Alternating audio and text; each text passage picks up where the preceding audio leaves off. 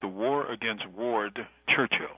Scholar Ward Churchill has just been handed the academic equivalent of a death sentence when the Board of Regents of the University of Colorado voted to remove him from his professorial post there.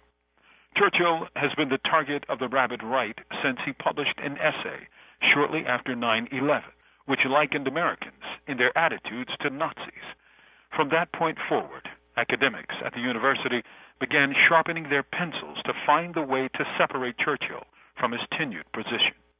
Indeed, his works, many of which are anti-imperialist in nature, has also made him an enemy of the right-wing nationalists and fascists in the corporate media.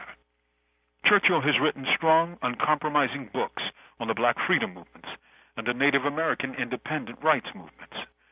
His book, A Little Matter of Genocide, is a tour de force of U.S. and British atrocities against Native peoples. It is so searing, so honest, that it is difficult and painful to finish. As for his post-9/11 essay, some people push back on the justice of roosting chickens.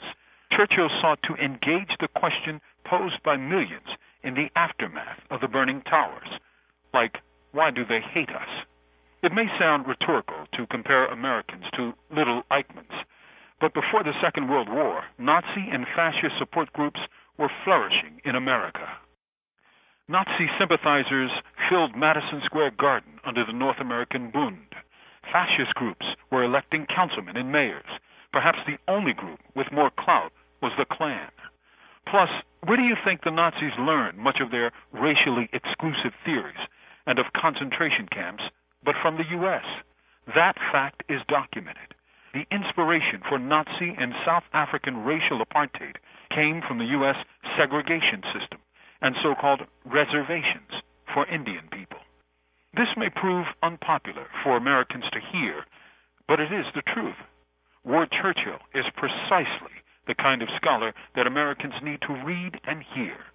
He is a brave and brilliant man who has slain his share of sacred cows.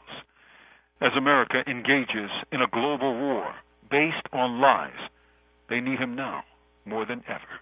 From death row, this is Mumia Abu-Jamal. These commentaries are produced by Noelle Hanrahan for Prison Radio.